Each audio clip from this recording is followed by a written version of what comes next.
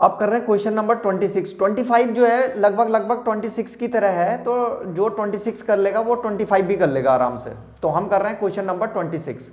तो question number 26 में पूछ रहा है कि the vertices of the triangle ABC are A 3 8 B -1 2 and C 6 -6। तो find the slope of BC निकालना है एक, और equation of the line perpendicular to BC and passing through ए।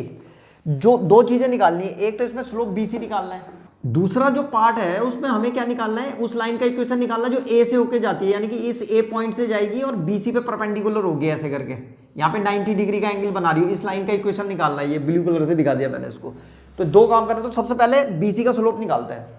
तो स्लोप ऑफ बीसी कैसे करके निकालेंगे इसको, इसके लिए हम फॉर्मूला यूज कर रहे हैं, कौन सा, ये एम वाला। एम इज इक्वल टू क्या होता है, y2 minus y1 upon x2 minus x1, इससे निकाल देंगे।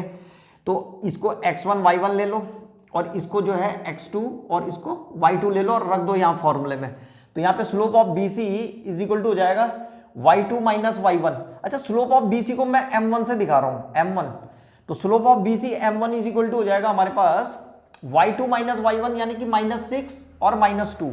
तो -6 -2 अपॉन x2 माइनस x1। तो x2 है 6 और -1, तो 6 माइनस और -1, तो माइनस माइनस प्लस हो जाएगा। तो ये हो गया 6 + 1। अब इसको सॉल्व करेंगे तो ये हो जाएगा -6 और -2 कितना हो गया, -8, और यहाँ पे 7 आ गया।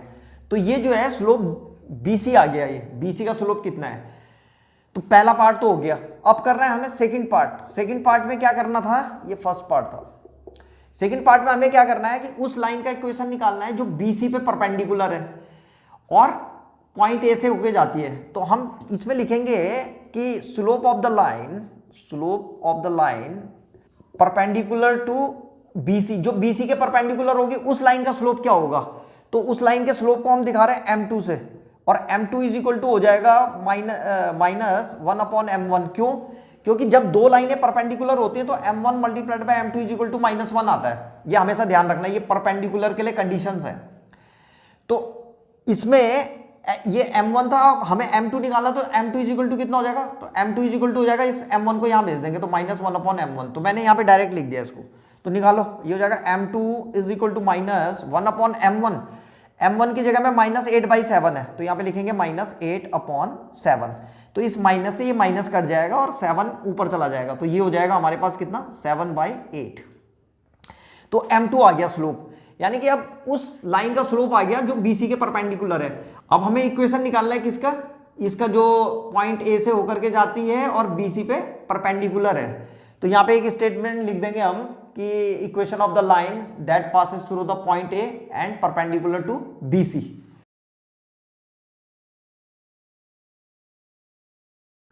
तो उस लाइन का जो इक्वेशन होगा वो इससे निकालेंगे हम, स्लोप पॉइंट वाले फॉर्मूले से। वो हो जाएगा y minus y1 is equal to m और x माइनस x1। इसको यूज कर रहे हैं, तो रखो, इसको ले लेंगे हम कितना, इसको x1 y1 ले लेंगे, और स्लोप तो आ ही रखा है हमारे पास, तो यहाँ रख देंगे। तो यहाँ पे लिखेंगे y माइनस y1 की जगह में कितना है 8 इज इक्वल टू m।